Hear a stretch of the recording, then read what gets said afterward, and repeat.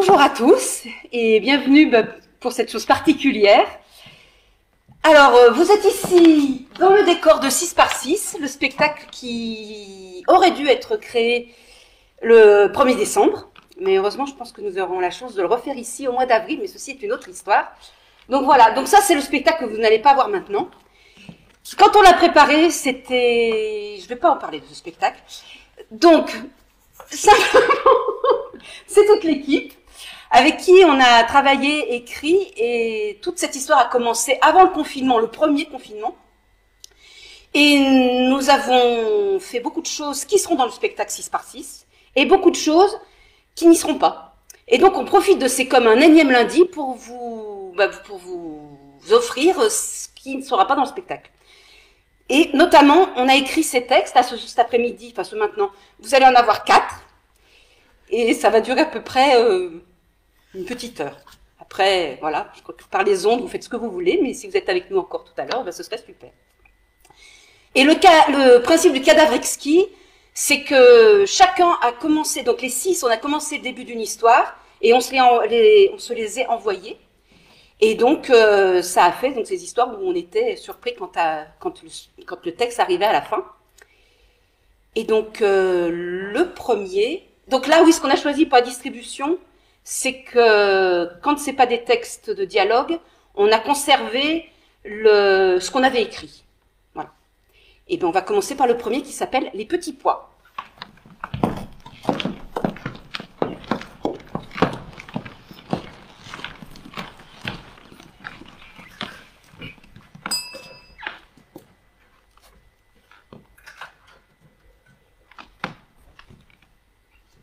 Mange tes petits pois. En boîte. J'ai horreur de ça. Ils sont tous les 4 là à me regarder. Tu vas les manger? C'est farineux et vert. Ma tête dépasse à peine de la table. Tu finis ton assiette, faut pas gâcher. Alors je commence à rassembler les petits pois, un, puis un autre, les pousser, rouler jusqu'à ma bouche. Ils me regardent tous. Je ferme les yeux pour ne pas voir arriver les petits pois. Et je m'imagine. On voit que t'as pas connu la guerre. Je m'imagine être un veau. Mon assiette devient mon auge. Je ferme les yeux pour ne plus les voir. Je me demande de quelle guerre il parle. Ah, bah tu vois, faut toujours que tu fasses des histoires. J'aime pas les petits pois, mais j'aime bien les veaux. Et le veau, il aime bien les petits pois. C'est vert et un peu farineux. C'est parfait pour un petit veau. Dans la poubelle, j'aperçois le papier qui a servi à emballer le jambon. Le jambon, j'aime bien. Boucherie Vincent, il y a écrit. Et puis dessous, un dessin. Je le connais par cœur. C'est un petit veau qui pleure, et à ses côtés, sa maman vache qui dit « Pourquoi tu pleures, gros bêta, puisque tu vas à la boucherie Vincent ?»« Oh, tu finis, oui? Tu veux mon pied au cul ?» Grosse voix du père. J'attrape des petits pois avec ma fourchette, mais avant d'arriver jusqu'à ma bouche, ils roulent tous. Il n'en reste qu'un. Je le mets dans ma bouche, haut le cœur. Bruit de vaisselle qu'on range. Il est marrant, le boucher Vincent. Il a de grandes oreilles toutes rouges. Un jour, je lui ai offert un dessin de veau avec tutu. Et depuis, il m'appelle Picasso. Mais le dessin, il ne l'a jamais affiché dans la boucherie. Maman essuie les tasses à café. Les autres sont partis. Tant mieux. C'est bizarre cette pub quand même. Le Vincent, il tue bien les veaux, non? Comme tous les bouchers. Tu laves ton assiette quand tu as fini et tu prends un yaourt dans le frigo. Maman sort aussi. Sur le papier, le petit veau a les yeux entourés de noir. C'est joli. On dirait qu'il est maquillé. J'aurais dû faire pareil sur mon dessin. Tiens, je suis debout, près de la fenêtre. Il y a un pigeon en dessous. Il aime ça? Je bascule l'assiette. Tous les petits pois tombent dans la gouttière. Le pigeon s'envole, zut, pourvu qu'il pleuve vite. Au travers de la fenêtre, j'aperçois au loin Paul et Sandrine qui jouent dans le parc. Ça fait au moins une semaine que je n'ai pas le droit d'aller jouer dans le parc. Sandrine court pour récupérer son ballon de couleur orange et Paul reste entre deux arbres. C'est lui le gardien. Sandrine va avoir du mal à marquer un but. Paul est très fort comme gardien. Qu'est-ce que tu attends? Planté comme ça à la fenêtre, range ton assiette et prends un yaourt au frigo, me crie maman en revenant dans la cuisine. Je pousse rapidement le reste de petits pois pour les faire glisser plus loin dans la gouttière. Ni vu, ni connu, comme disait Pépé. En allant chercher mon dessert dans le frigo, je me souviens que Pépé nous cuisinait toujours des petits biscuits le mercredi après-midi comme dessert. Mais aussi comme goûter, à prendre en balade en cas de fringale. Rien de mieux qu'un biscuit pour retrouver l'envie de courir, il disait. Qu'est-ce que j'aimerais aller courir avec Paul et Sandrine. Prends ton yaourt et referme ce frigo. C'est toi qui payes l'électricité ici? Me crie-t-elle depuis la table, où elle est assise avec son café. Non, c'est Pépé. C'est Pépé qui paye l'électricité, maman. Depuis qu'il est parti, on vit chez lui, et papa et toi, vous avez récupéré tous ses trésors. Aujourd'hui, pas de biscuits. Alors je choisis un des pots de yaourt colorés dans le frigo. Je prends celui de couleur orange. Je vois dans le couloir papa qui se prépare pour sortir. Il prend toujours son pistolet pour sortir les mercredis après-midi. Maman le regarde partir comme moi. On sait qu'il rentrera tard ce soir. Pourvu qu'il pleuve, vite. En finissant mon yaourt, j'hésite à demander à maman si je peux aller jouer au parc avec Sandrine et Paul. Mais les mots ne viennent pas. Ma bouche est comme bloquée. Ma langue est pâteuse comme une bouillie de petits pois. Rien ne sort.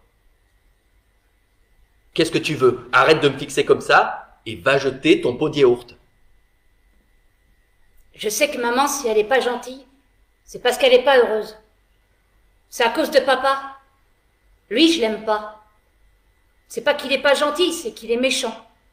C'est pas pareil. Seulement moi, j'ai un secret. Et c'est Pépé qui me l'a raconté. J'ai juré de rien dire. Même pas à Paul et Sandrine. C'est dur de garder un secret. Des fois, il veut tellement sortir que je me mords la langue pour le retenir. Après, ma langue, elle saigne. Maintenant, je sais qu'un secret, ça a le goût de sang. Mais je me tais. Je garde mon secret parce que sinon, le sang, il sera pas que dans ma bouche. Ça, je le sais. Un jour, quand je serai grand, quand je serai fort comme un taureau, je lui cracherai mes petits pois à la figure. Un à un, de ma bouche à sa figure. Ça me fera rigoler. Je lui dirai, « T'as vu, papa? On dirait les balles de ton pistolet. » J'arriverai peut-être à le tuer avec mes petits pois, si j'arrive à les envoyer très fort. Faudrait que je m'entraîne. La prochaine fois qu'il y a des petits pois, je me débrouillerai pour les cacher dans ma poche. Je les garderai jusqu'à ce que je vois Paul et Sandrine. Je leur demanderai s'ils veulent bien que je crache mes petits pois sur eux pour m'entraîner. Mais je dirai pas que c'est pour tuer papa, non. Je dirais... Salut, Polo. C'est comme ça que je l'appelle. Salut, Dridri. C'est comme ça que je l'appelle. Est-ce que vous voulez faire un jeu? Le jeu des souris vertes. Vous le connaissez pas? C'est un nouveau jeu qui se joue avec des œils de souris vertes. Ah bah tiens, ça tombe bien. J'en ai plein les poches. Et je leur sortirai la poignée de petits pois. Bon, il y en aura peut-être quelques-uns d'écrasés. J'aurais peut-être dû les cacher dans ma poche quand ils étaient encore crus. Parce que crus, ils sont durs, et chauds, ils sont mous. De toute façon, chaud ou froid, c'est pas le problème. Moi, j'aime pas ça. Je suis pas un veau. Pourtant, j'adore le veau et le jambon. Et là, Polo, en voyant mes petits pois, il dira, parce qu'il est malin, c'est pour ça qu'il est bon gardien de but. Eh, tu nous prends pour des veaux? C'est pas des œils de souris verte, ton truc. C'est des petits pois que t'as pas voulu manger à midi et qui se sont écrasés dans ta poche. Et Dridri fera la dégoûtée. Berk, t'es dégoûtant, c'est du caca de souris verte que t'as dans la poche. Et je me dis que finalement, c'est peut-être pas la bonne manière pour s'entraîner à cracher des petits pois. Maintenant, papa doit être arrivé au laboratoire de Vincent. Un laboratoire que ça s'appelle. Et peut-être qu'il a déjà le pistolet à projectile captif contre le crâne de la future Blanquette Marimbaud. Les escalopes, c'est pas Dieu qui les tranche, disait Pépé. Si j'étais un veau, même pendant une guerre, personne ne me forcerait à finir mon auge. Les vaches, ça n'y connaît rien en guerre. Mais si j'étais un veau, papa me mettrait son pistolet à projectile captif sur le front, entre mes deux yeux maquillés, pan! Je me retrouverais dans la vitre de la boucherie de Vincent avec un tutu vert autour des naseaux. Mais si j'arrive dans l'assiette d'un enfant qui n'aime pas le veau, j'ai peut-être une chance de finir dans la gouttière. Est-ce que les pigeons me mangeraient? Si ça se trouve, ils adorent le veau, les pigeons. Mais peut-être qu'un enfant pigeon ne m'aimerait pas et que les autres pigeons le forceraient à me finir quand même. Alors il me balancerait discrètement par-dessus la gouttière et je tomberais dans le jardin. Je m'enfouirais dans la terre et je deviendrais un ver de terre. Maman a vu aux infos que bientôt on va remplacer la viande par des criquets et des vers de terre. Alors on me déterrera et on m'amènera au laboratoire de Vincent. Papa me mettra un mini pistolet comme les Legos entre les deux yeux. Pan!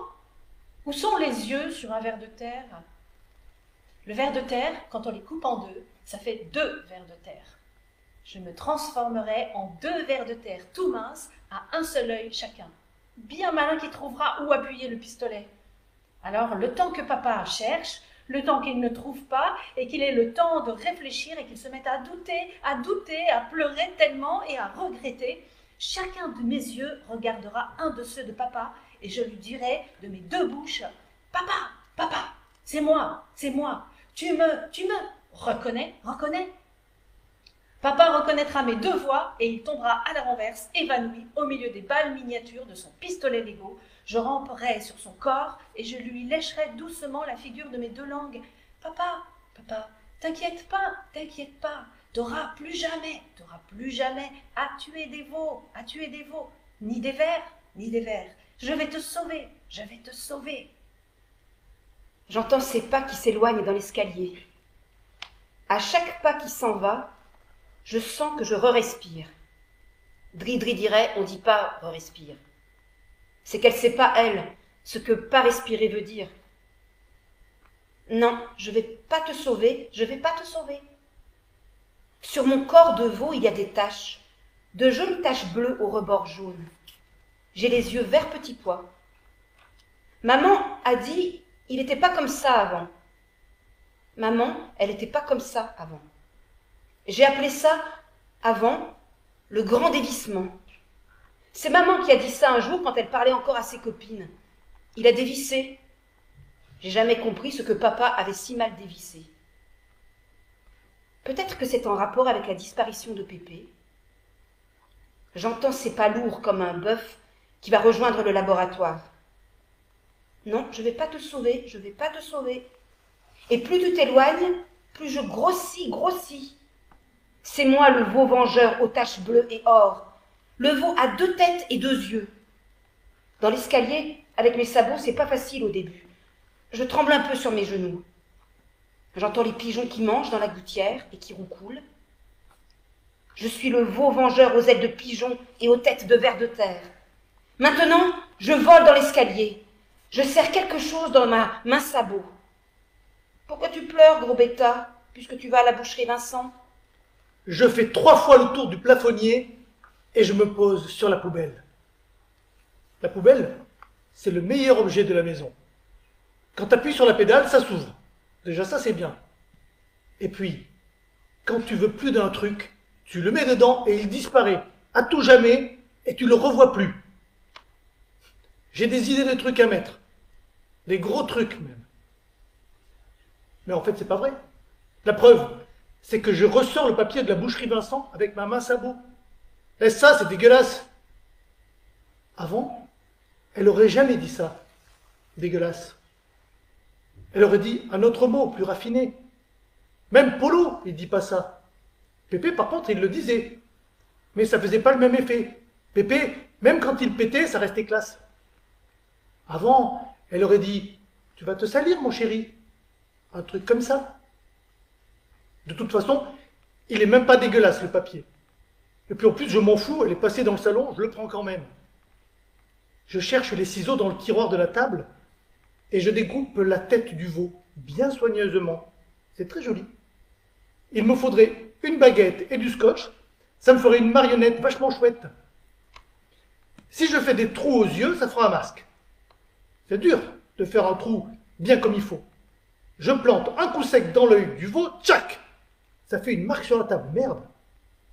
Après, j'agrandis le trou de l'œil en tournant.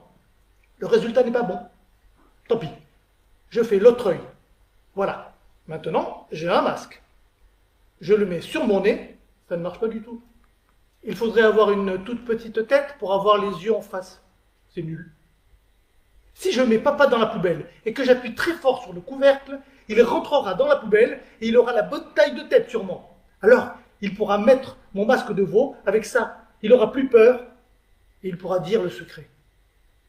Je vais lui faire une bouche pour qu'il puisse parler. Voilà, je découpe le museau comme ça, je le mords avec mes dents, ça fera plus vrai. Maintenant, le veau ne ressemble plus à rien, c'est massacré. Je vais le réduire en cendres. Il doit bien y avoir des allumettes dans ce tiroir. Oui, voilà. Tiens, tu peux cramer maintenant, sale veau. Tu cracheras plus ton secret, de toute façon personne ne le veut. On s'en fout de ton secret. Tu peux te le garder, espèce de grosse vache, on le pisse dessus à ton secret. C'est quoi cette odeur de brûlé, putain? C'est rien, maman. Je ferme la poubelle. Et je sais que sans air, le feu ne peut plus respirer.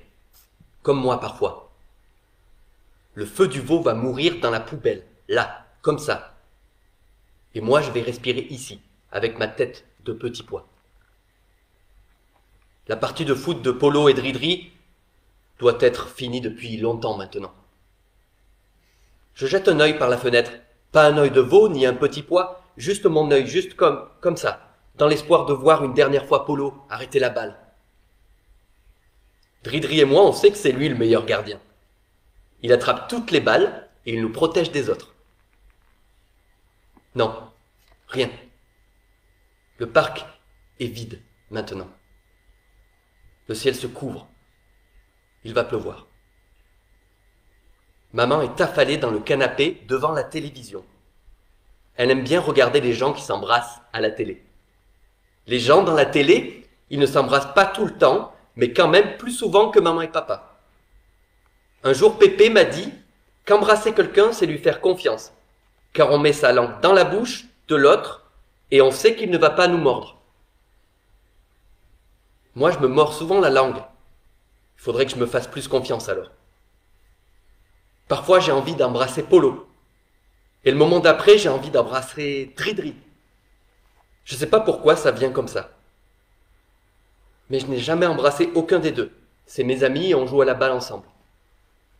On n'a pas besoin de s'embrasser pour se faire confiance entre nous. Prends 3 sous dans la boîte et va acheter du pain pour ce soir, me crie maman depuis son canapé. Il pleut toujours. Je n'ai pas envie de sortir tout seul. Il pleut très fort. Alors j'appelle Pépé dans ma tête. Comme ça, je serai pas tout seul. J'ai remarqué que quand j'appelle Pépé, il vient. Il se met dans ma tête et je me sens tout de suite plus fort. Le soir, par exemple, c'est lui qui m'endort. Personne ne sait. Il y a des secrets qu'il faut pas dire parce que sinon ils te font saigner, et d'autres secrets qu'il faut pas dire sinon ils disparaissent. Moi, je veux pas que mon Pépé il disparaisse pour de bon. Coucou Pépé, je sais que t'es là. J'attrape la boîte, je prends l'argent, je referme la boîte et je sors. Dehors, il pleut comme vache qui pisse. J'ai même pas eu le temps de compter jusqu'à 5 que je suis tout mouillé.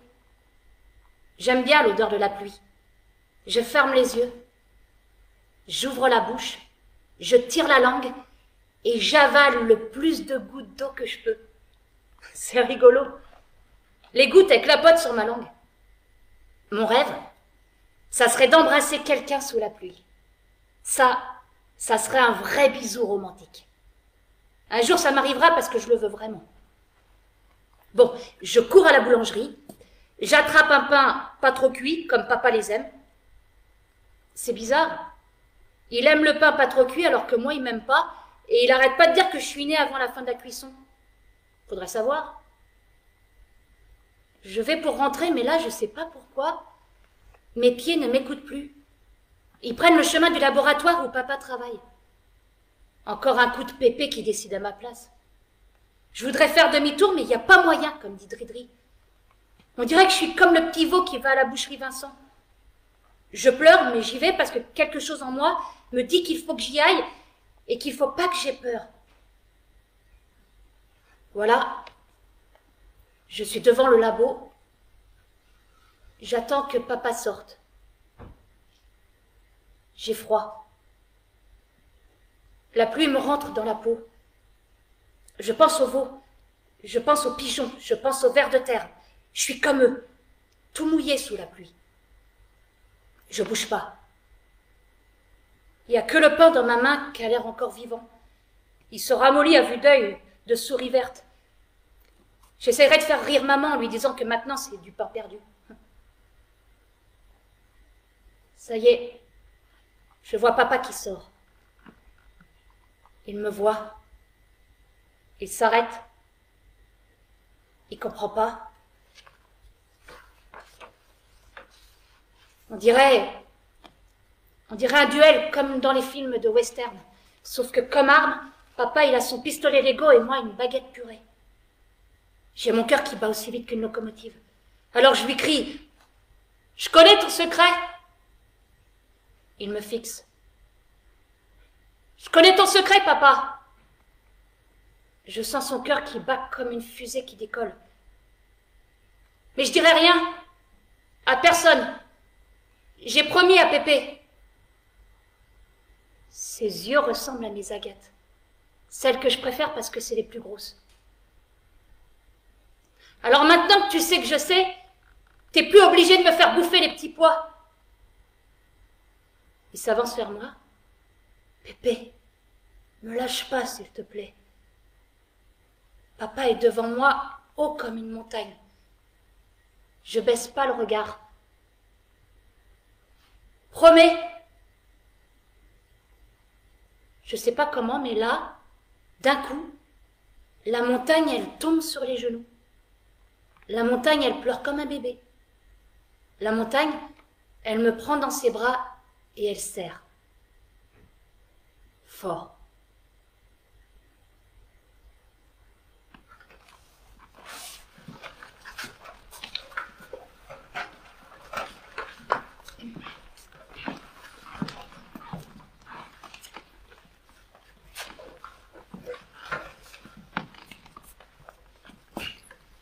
ELM, extension des lendemains multiples.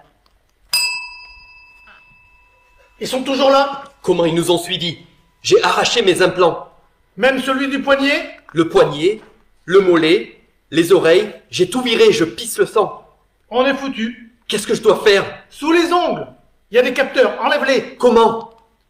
Tu mords, tu tires, tu craches. Tu délires? Comment je vais taper les codes après? Fais ce que je te dis, arrache. Aïe!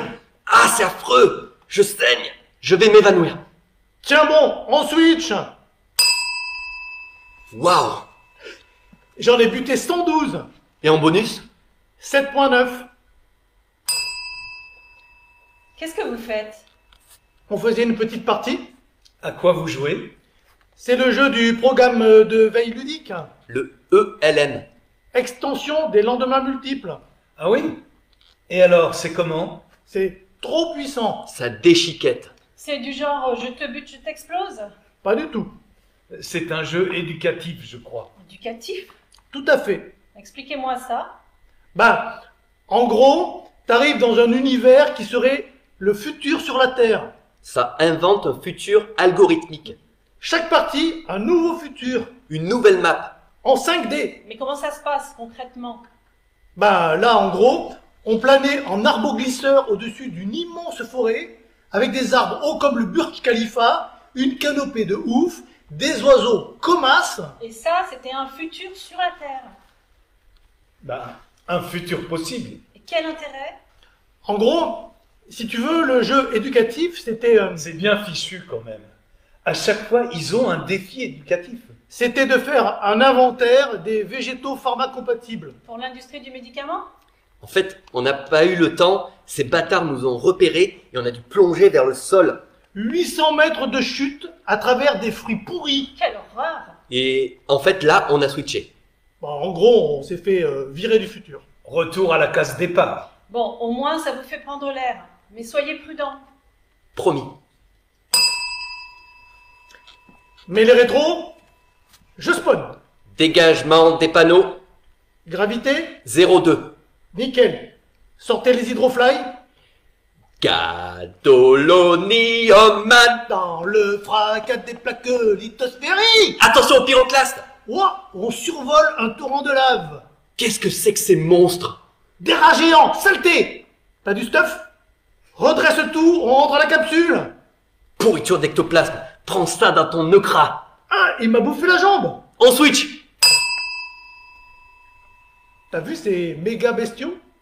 Bonus? 20.2. Qu'est-ce que vous avez fait? On a fait une partie.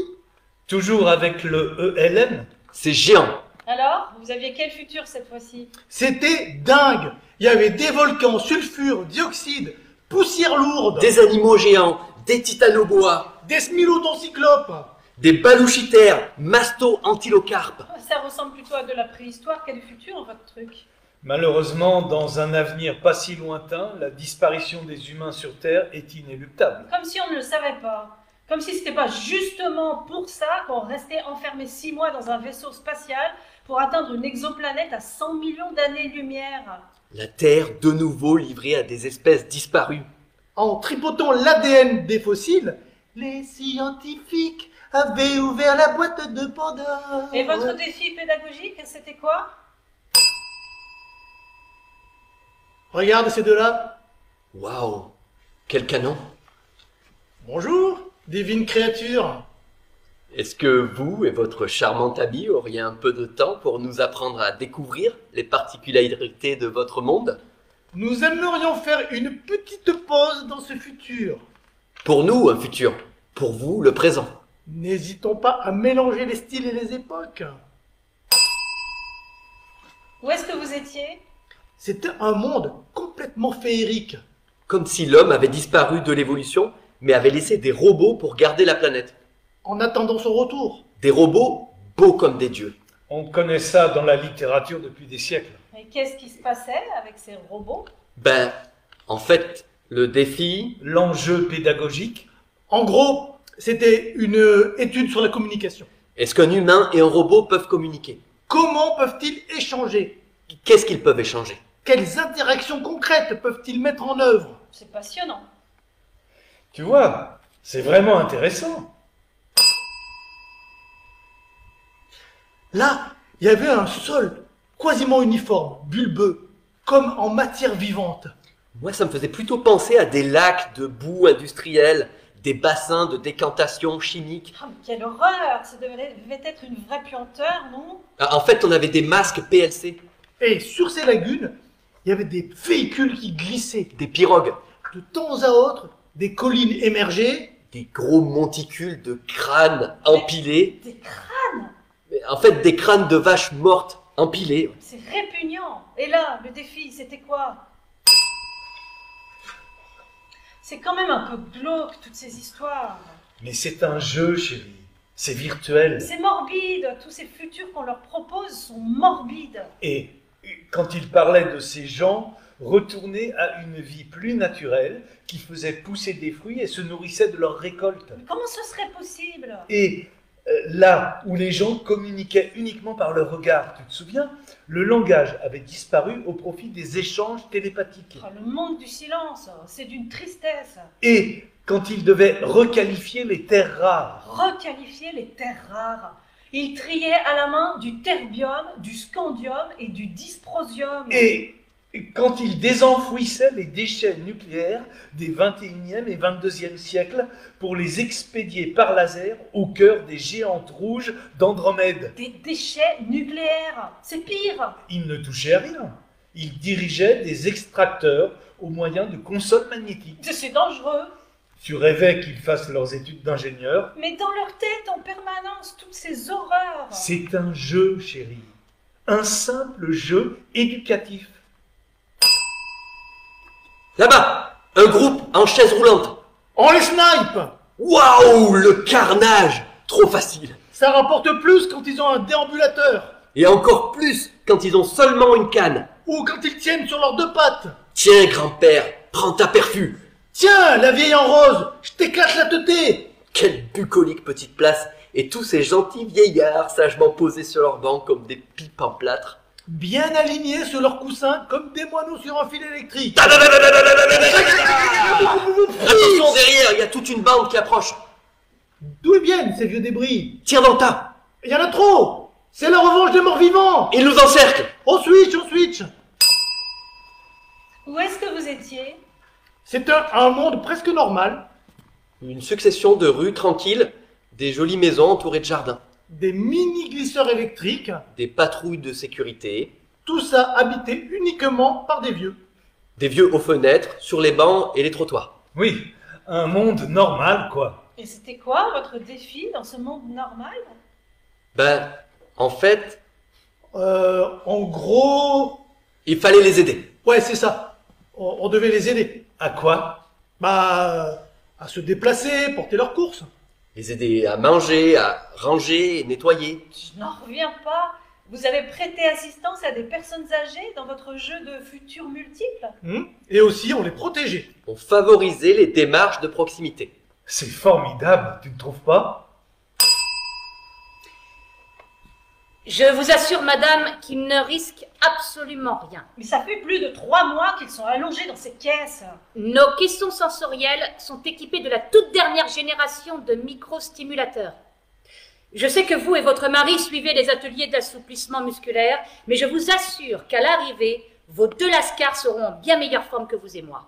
Et tous ces futurs qu'ils nous décrivent, c'est souvent effrayant, ça ne peut pas leur faire de mal. Absolument pas. C'est virtuel. Ça entretient leur plasticité synaptique. Car contrairement aux apparences, ni leur corps ni leur esprit ne sont au repos. C'est en perpétuel travail. Vous savez, ce ELM a beaucoup de succès en ce moment. Ce n'est pas un hasard. C'est un outil formidable. C'est pédagogique. Je transporte des exilés depuis bientôt 3 siècles et je peux vous dire que j'en ai vu. Nos vaisseaux ont fait d'énormes progrès. Maintenant, on peut quitter la Voie lactée en 6 mois, comme vous le savez. Mais les transports d'invasion restent très longs. Si de nombreuses personnes choisissent une mise en veille ludique, comme vos enfants, certains optent pour une mise en veille apprenante et se réveillent en ayant acquis une 20aine de langues ou les secrets de la mécanique quantique. Mais dans un cas comme dans l'autre, le maintien et l'optimisation des fonctions vitales est notre priorité. Bien sûr, je sais tout ça. C'est un jeu éducatif. Pour être tout à fait honnête avec vous, en tant que capitaine, je préfère voir ces jeunes en caisson plutôt qu'ils traînent à bord. Au final, on a beaucoup moins d'actes de délinquance. Je n'aime pas ces lendemains d'apocalypse. Les algorithmes prédictifs concernent uniquement la Terre. Ça n'augure en rien de ce qui peut se produire ailleurs dans l'univers, et en particulier sur l'exoplanète que vous avez choisie. Vong Lap 411b. Un joli quoi. Chaque semaine, on se retrouve dans ces fauteuils ridicules, bardés de capteurs, à bavarder avec eux comme si de rien n'était, et ils nous racontent ces futurs cauchemardesques. C'est le moyen de rester en contact avec eux. Oui, ces rendez-vous familiaux sont très importants. Ça maintient une continuité entre leur veille ludique et votre propre activité à bord. Ça évite un trop gros décalage à leur arrivée. Qu'est-ce que c'est? C'est de la ville. De la ville à perte de vue. C'est géant. De la ville déserte. Ouais, de la ville morte. Mais ce bruit, ce bourdonnement, Il y a des nuages noirs autour des gratte-ciels. t'entends rien? Ça bourdonne. Des abeilles. Des millions d'abeilles. C'est pas des gratte-ciels, c'est des ruches. Je flippe ma race. Qu'est-ce qu'elle pourrait nous faire? On n'est pas des fleurs. Des fleurs, des fleurs? Est-ce que tu as vu des fleurs? Quoi? Est-ce que tu as vu une seule fleur dans cette jungle urbaine? Est-ce que tu as vu une seule plante? Un seul arbre? Non. En fait, non.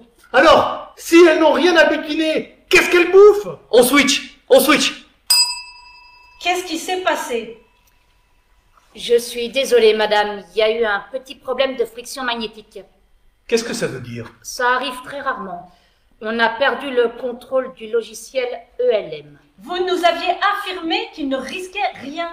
Dans ces cas-là, ce n'est pas la compagnie qui est responsable, mais l'éditeur du jeu. Où est-ce qu'ils sont? Je veux voir mes fils. Je vous le déconseille fortement, madame. Laissez-moi voir mes fils.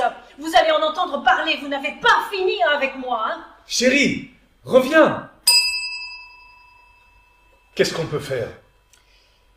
Je suis au regret de vous dire que dans ces cas-là, monsieur, on ne peut rien faire. Vous ne pouvez pas nous abandonner dans cette tragédie. Le prix des voyages, les vôtres ainsi que ceux de vos fils seront intégralement remboursés. Ce n'est pas une question d'argent. Je sais bien, monsieur, mais ça aide.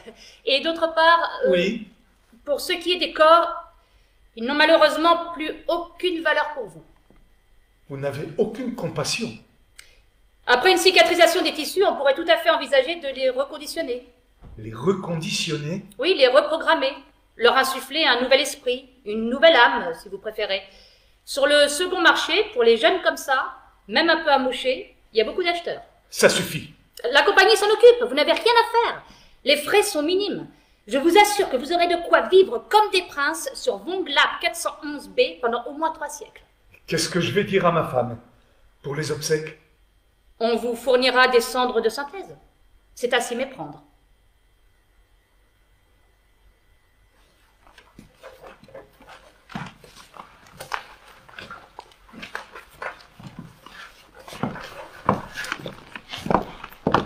Le journal.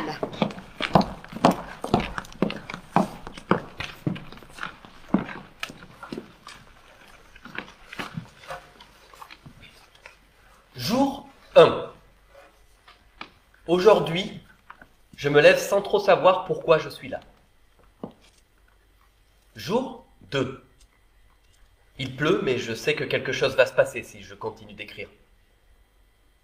Jour 3. C'est dur. Je ne me souviens plus de quoi j'ai rêvé cette nuit, mais en me réveillant, toutes les couvertures étaient sur le sol, au pied du lit. Et mon livre de chevet était déchiré. Je commence à prendre plaisir à découvrir des choses. Jour 4. L'infirmière est venue ce matin pour me donner mes cachets et me masser les jambes. Il faut secouer un peu tous ces muscles. C'est pas avec de petites gambettes comme ça que vous allez attirer les donzelles. Je l'entends encore me dire. Je la trouve un peu brusque et vulgaire parfois, mais c'est une des rares personnes qui vient me rendre visite, alors je la laisse dire. Aujourd'hui, j'ai retrouvé le mot pour dire partir au loin, voyager. Jour 5. Les volets ne fonctionnent plus. Alors la lumière ne pénètre plus à l'intérieur de ma chambre. J'ai passé la journée dans une pénombre. Ça ne m'a pas beaucoup dérangé à part pour lire, mais j'ai fait plusieurs siestes et je me suis entraîné à me souvenir de mes rêves. Au début, ce n'était pas simple, mais vers la fin de l'après-midi, j'ai eu l'impression de pouvoir choisir la direction de l'histoire. L'infirmière m'a dit, plus tard dans la soirée, que j'avais sûrement fait un rêve lucide. Jour 7. Je n'ai pas pu écrire hier. Je suis sorti prendre l'air et je me suis perdu dans le parc. L'infirmière et mon frère Julien sont venus me trouver et m'ont ramené dans la chambre tard dans la nuit. Je crois que Julien n'aime pas beaucoup ma nouvelle façon de vivre. Il pense que passer mon temps au lit n'est pas bon pour moi. Il me dit que pour rêver, il faut d'abord découvrir. Et que ce n'est pas en écrivant mes journées et mes pensées sur un cahier que je vais découvrir quoi que ce soit. Il était venu pour me proposer de partir avec lui vers le sud. Je lui ai dit que j'allais y réfléchir. Jour 8. Rien. C'est drôle. Ce mot Louis XVI l'a écrit dans son journal le 14 juillet 1789. Aujourd'hui, 14 juillet, je n'ai simplement pas rêvé. Cela me questionne.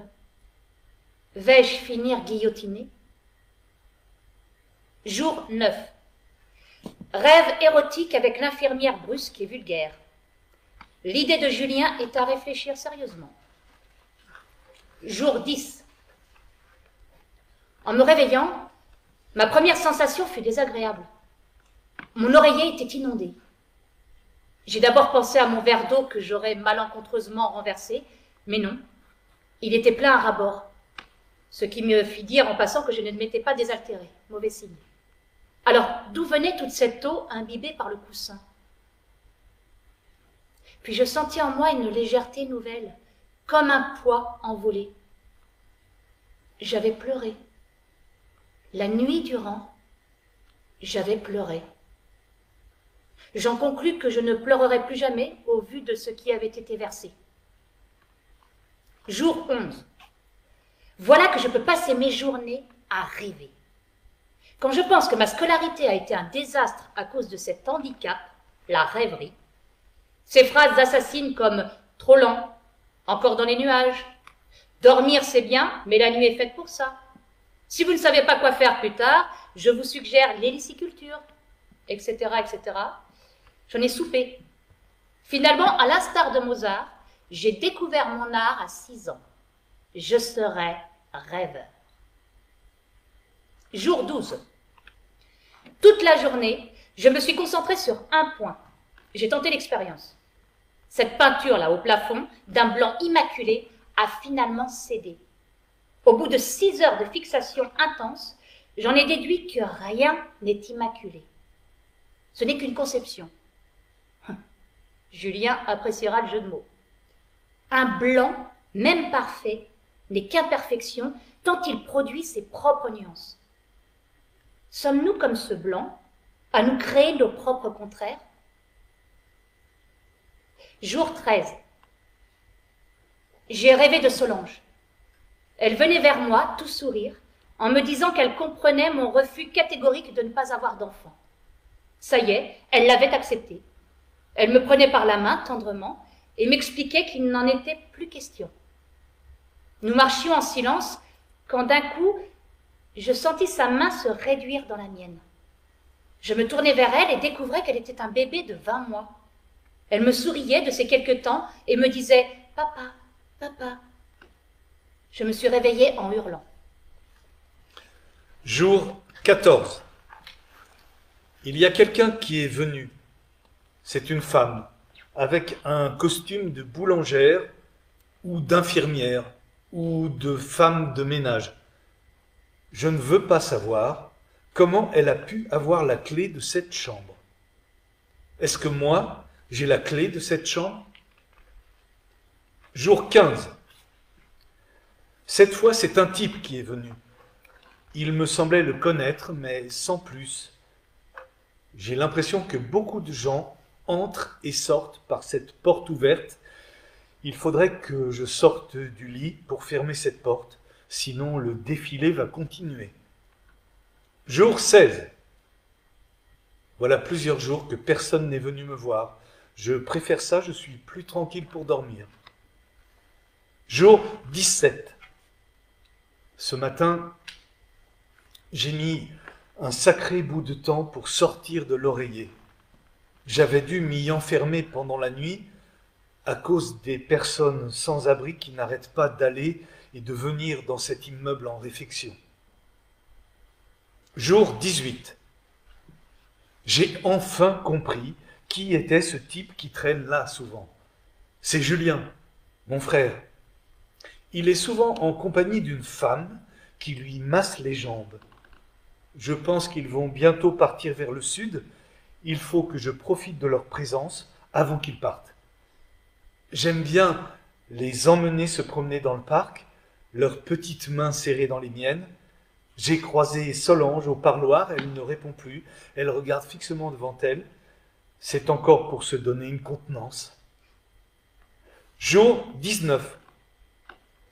En relisant les pages qui précèdent, je me rends compte que ce que j'écris devient de plus en plus incohérent, alors qu'au départ c'était un moyen de rester lucide et de ne pas me faire déborder par mon imaginaire. Il faudrait que je me ressaisisse, peut-être diminuer les doses de pentoflexidrine. Jour 20. Je n'ai pris que 4 cachets de pentoflexidrine au lieu des 8 laissés par l'infirmière. Il me semble que je redescends un peu sur terre. J'ai passé la journée à surveiller le plafond, il est resté immaculé. C'est bien. Jour 21. L'infirmière n'est pas passée. J'ai d'abord pensé qu'elle était venue pendant mon sommeil, mais ma coupelle de médicaments n'a pas été remplie. Seuls restaient les 4 cachets que j'ai laissés hier. Par précaution, je n'ai pris que 2 cachets. Je ne veux pas me retrouver en panne. Jour 22. J'ai bien fait hier. 2 cachets ce matin dans ma coupelle. Je suis seule, on dirait. Est-ce que Julien s'est lassé? Est-ce qu'il a décommandé l'infirmière? Je décide de ne prendre qu'un cachet. Je crois que le monde devient plus réel. Le blanc reste désespérément blanc. Jour 23. Mais où est l'infirmière? Je commence à être inquiet, il ne me reste qu'un cachet. Je ne sais pas quoi faire. Je le coupe en 2? C'est ridicule. Autant le prendre en entier et en terminer. Je n'arrive pas à trancher. Jour 24. Passer le reste de la journée d'hier à fixer mon dernier cachet sans savoir quoi faire. Ce matin, je réalise que je n'ai plus rêvé depuis longtemps. Jour 25.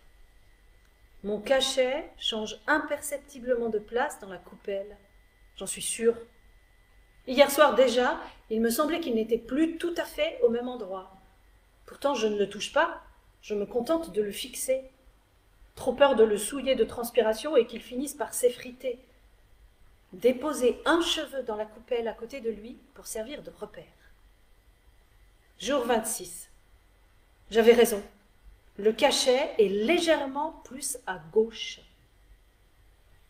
Jour 27. Ce matin, le cheveu a disparu. Hier, je me suis enfin décidée à aller chercher ma loupe dans le tiroir de ma table. De tout près, le cachet est très nettement agité de minuscules soubresauts. J'ai l'impression que c'est l'infirmière qui se démène. Elle veut me dire quelque chose. Elle me montre le plafond. Blanc. Toujours blanc. Je ne vois pas. Le cachet infirmière semble se déhancher de plus belle. Elle tressaute et m'indique le plafond. Je lève les yeux. Je regarde mieux. Ah oui. Peut-être bien qu'il y a une forme là qui se dessine. Du blanc dans le blanc. Du blanc en surimpression. Une épaisseur de blanc. Un matelas au plafond qui m'appelle. Je vois Julien couché sur le matelas.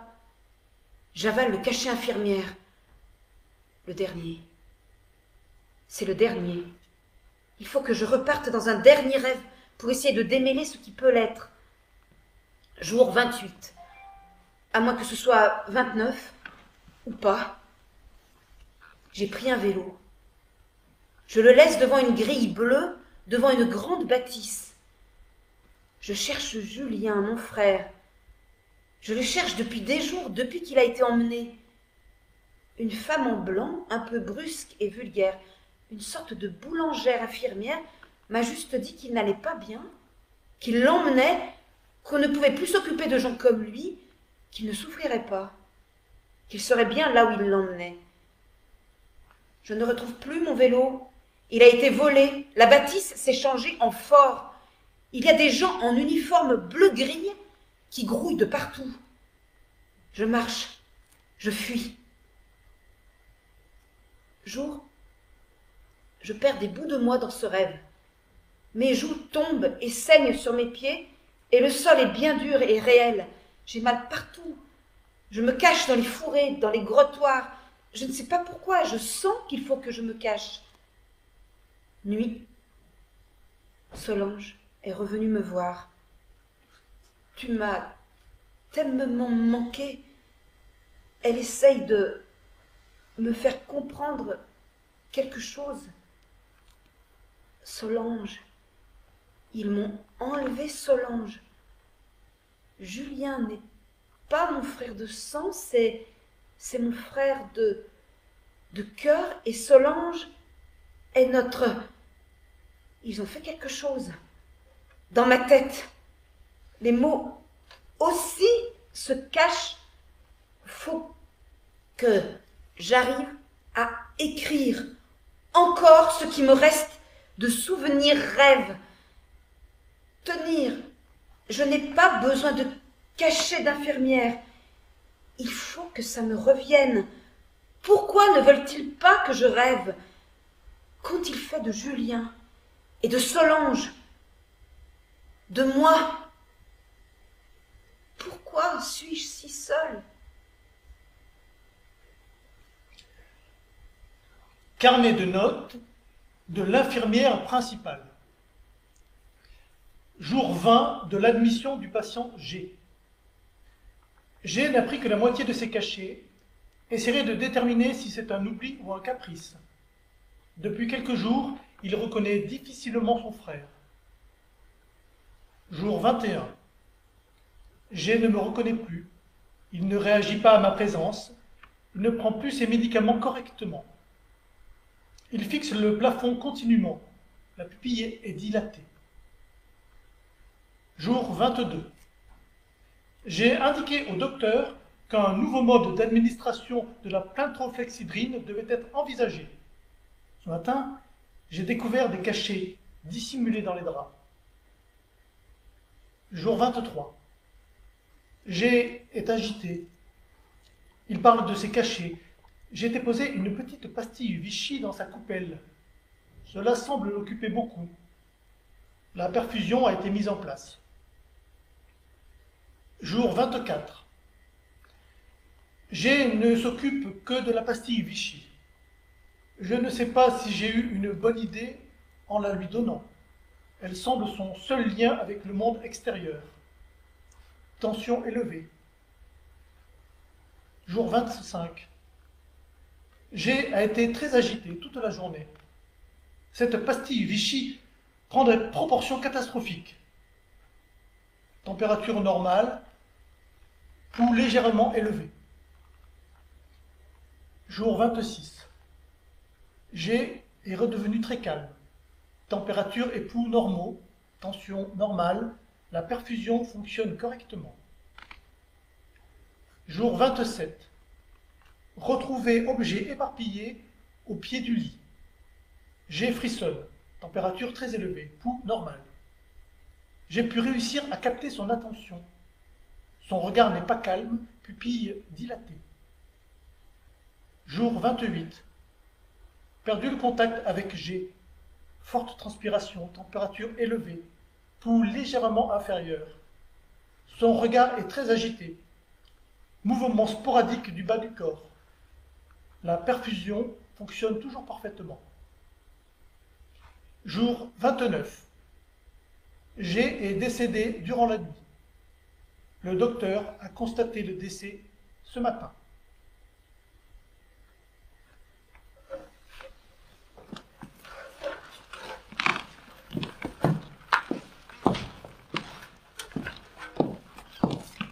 Mots égaux.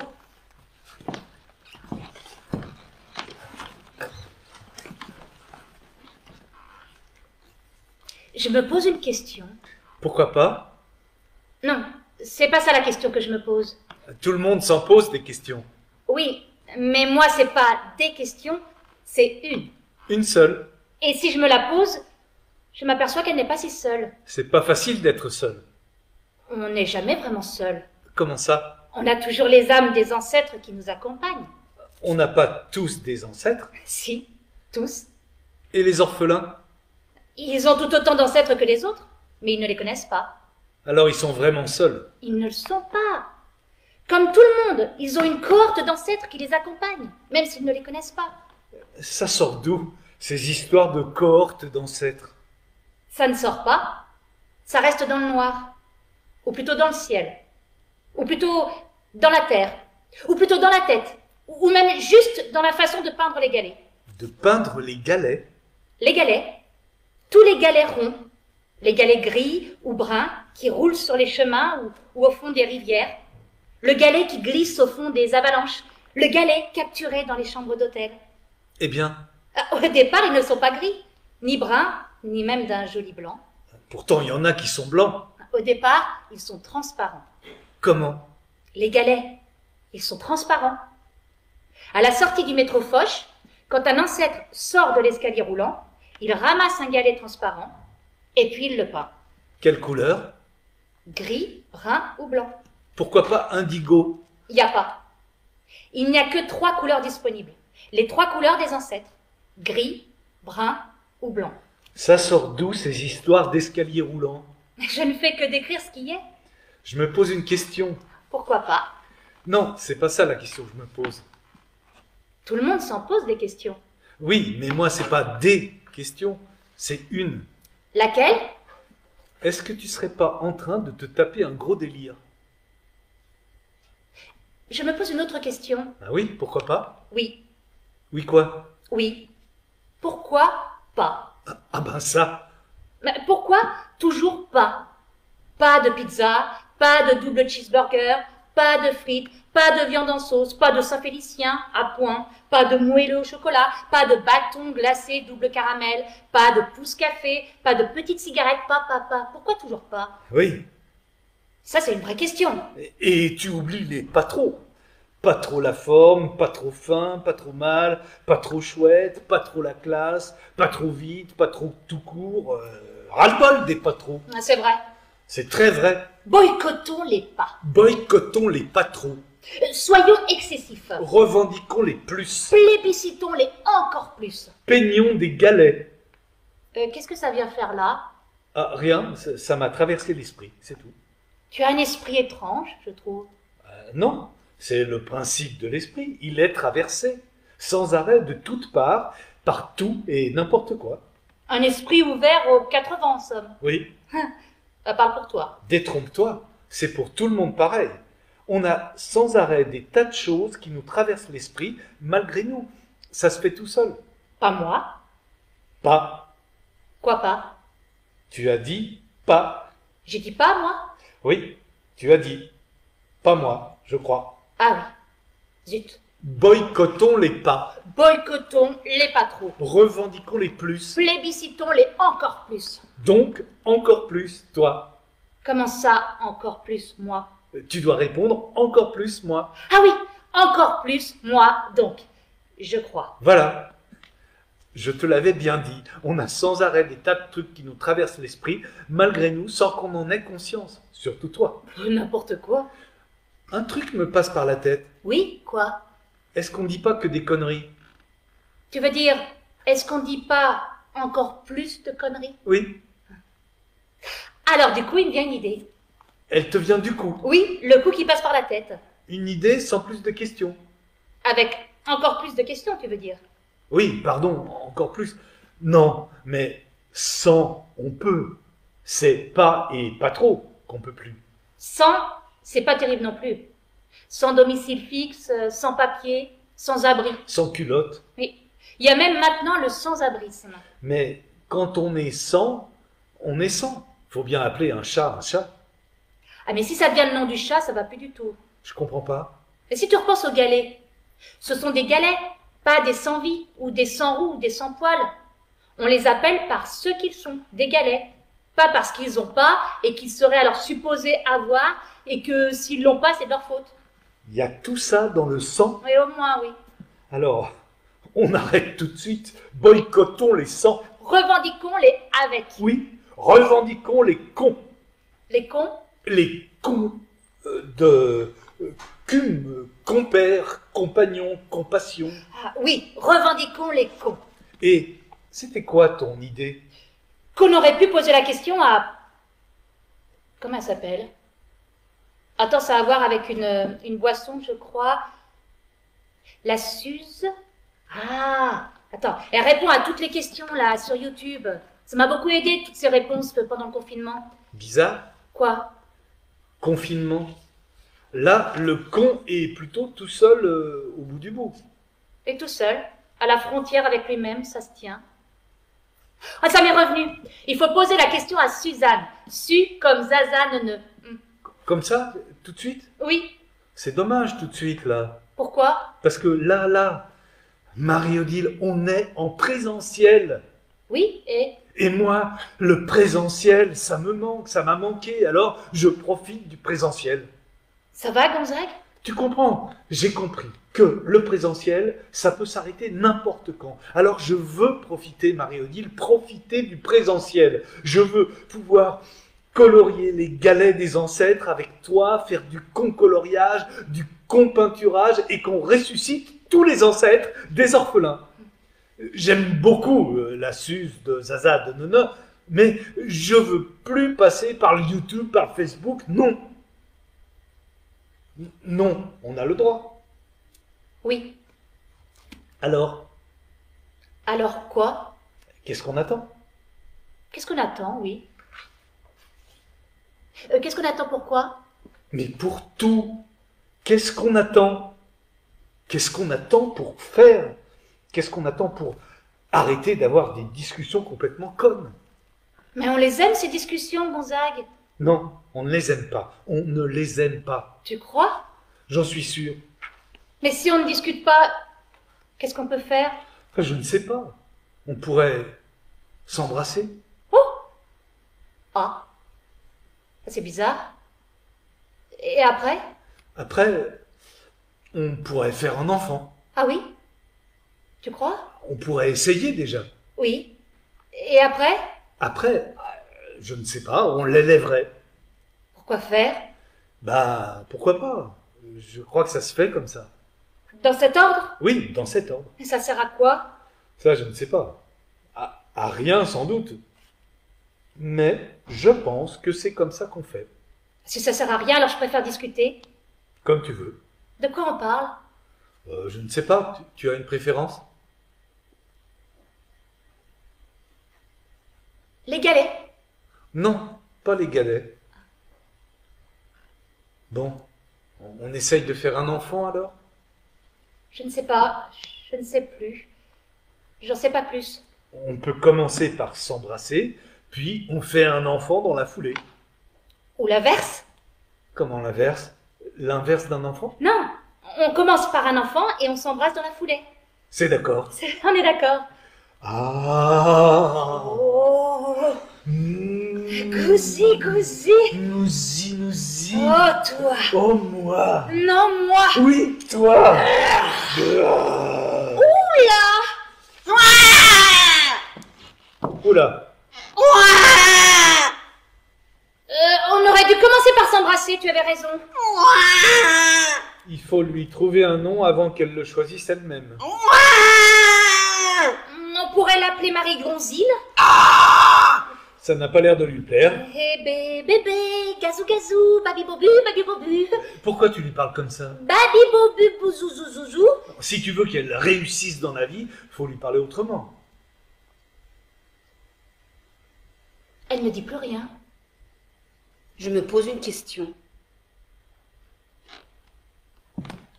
J'ai bâti follement avec mes ancêtres avant d'avoir 3 dents.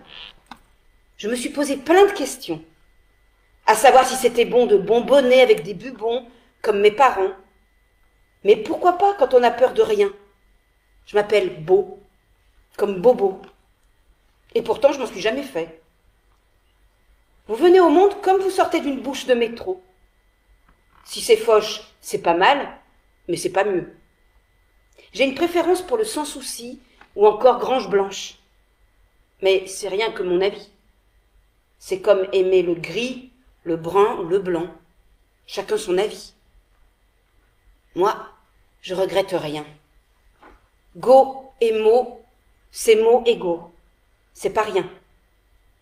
C'est comme des galets, polis par le sel, polis par le vent. Go pour dire qu'il faut savoir s'envoler, Mo pour dire qu'il faut savoir revenir. Pourtant, quand je me suis envolée, c'est Go qui a pleuré. Et quand je suis revenue, c'est Mo qui a chialé. Bizarre, non? Alors, j'ai demandé à mes ancêtres pourquoi Go et Mo sont si différents et si complémentaires. Ils m'ont dit qu'il fallait peindre, que la peinture, ça m'aiderait. Alors j'ai peint. Je peins. Et je me pose toujours la question.